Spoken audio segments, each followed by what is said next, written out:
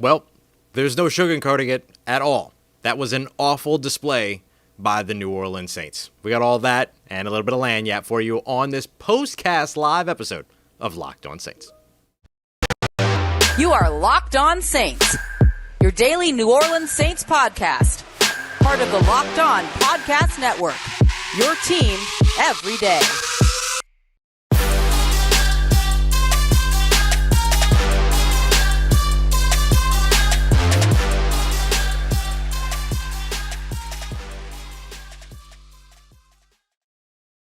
What is good, Who Dat Nation and Who Dat family? Welcome into another episode, this live postcast episode of Locked On Saints, your daily podcast covering your favorite team, the New Orleans Saints.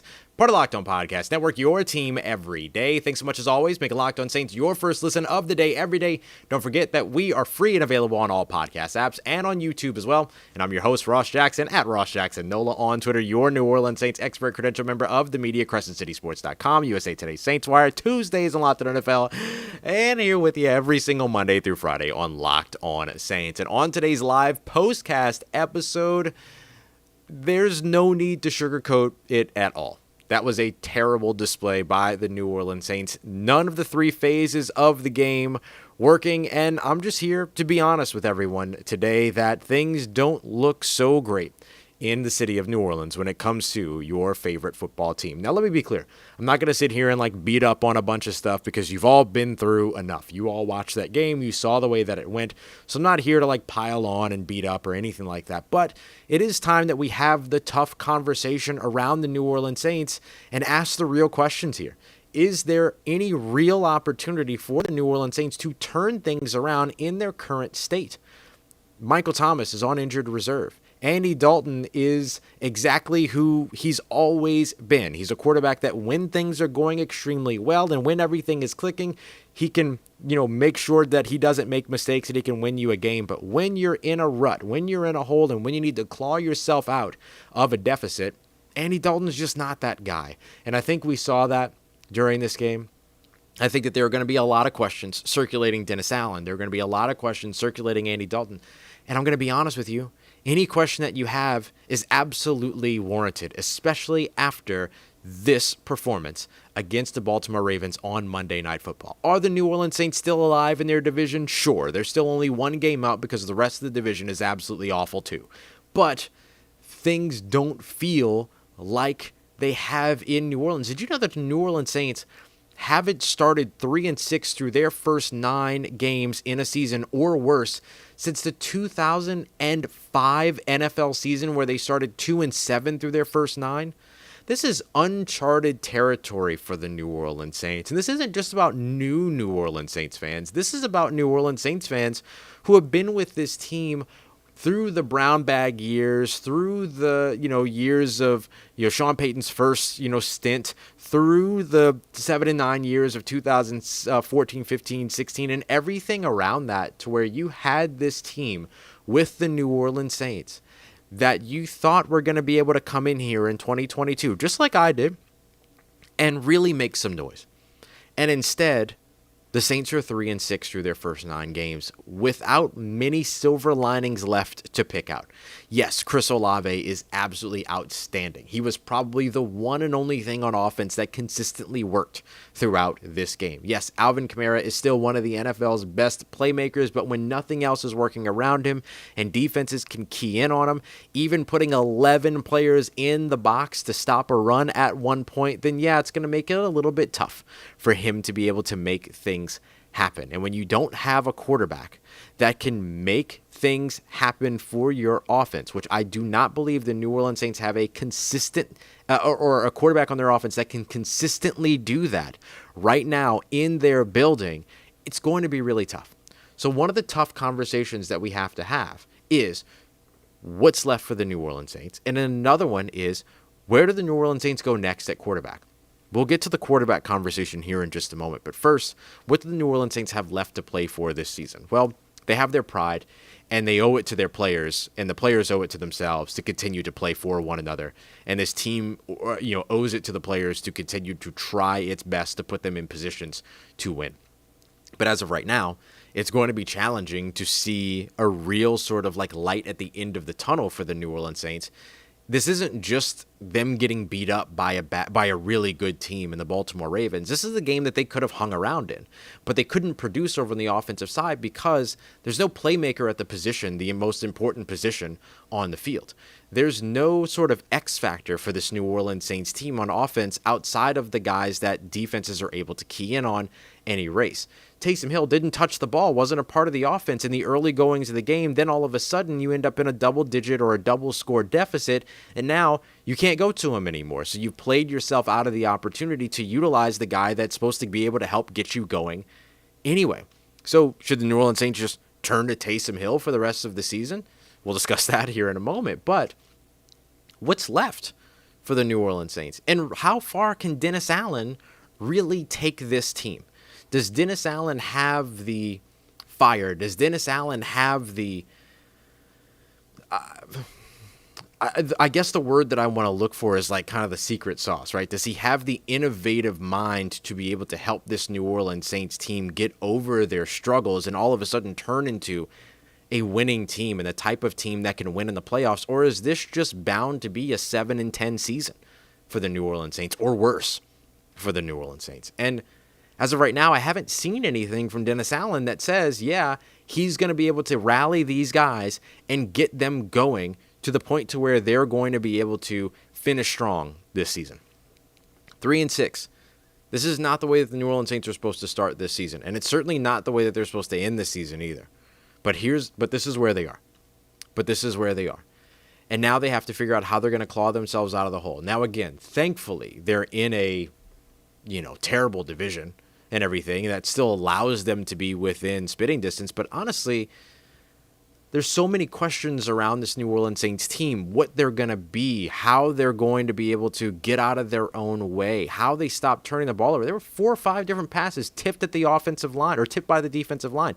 The Saints, again, did not generate a turnover in this matchup. They can't get interceptions. They're having trouble tackling. I mean, it's all of the things that were issues for the New Orleans Saints through their first 6 games that disappeared for a couple of games that are now issues again here in this one. So does this coaching staff have what it takes to pull this team up out of this rut and not allow what happened on Monday night against the Baltimore Ravens to set the tone for what they are for the rest of the season? It's hard for me to say that I've seen evidence of that at this point. So that's why it's so challenging to answer the question, what's left for the New Orleans Saints to play for? Because at this point, the only real answer is kind of pride. And if you can get into the point where you're playing and you're trying to win this division because it looks like 8-9 is going to win the division, then fine. But you're 5 wins out from that. And it's hard to pick those 5 wins off the schedule right now with the way that this team looked on Monday night. Coming up next, should the New Orleans Saints truly be considering another change at quarterback, which could include going back to the first option that they had at quarterback at the beginning? I'm going to give you my reasons for why I think that they should while we continue on with this episode of Locked On Saints. Before we get to that, and again, I thank you very much for being here for this live postcast episode coming at you here from the Caesars Superdome.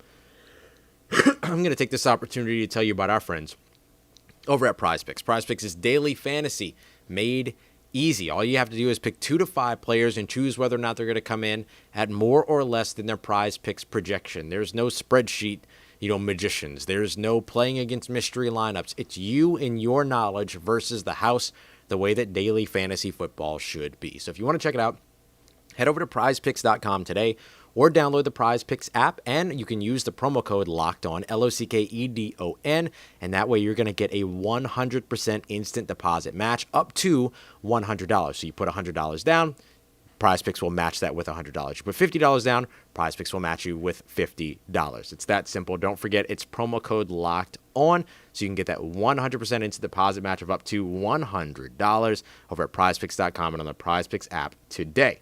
I hope some of y'all made some money tonight, and if you did, you probably did it with our friends over at BetOnline.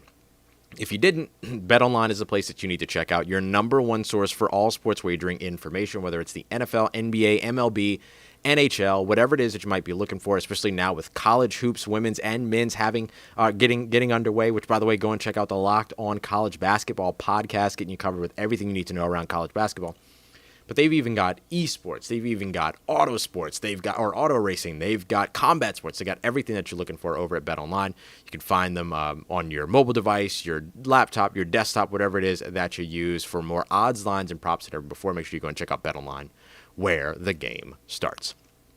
All right, family, we are wrapping up this Locked On Saints live postcast episode. Appreciate you being here, y'all. We got 100 people chilling out after a loss, and it's almost midnight here in New Orleans. Excuse me for a moment. And so when I look at this New Orleans Saints team,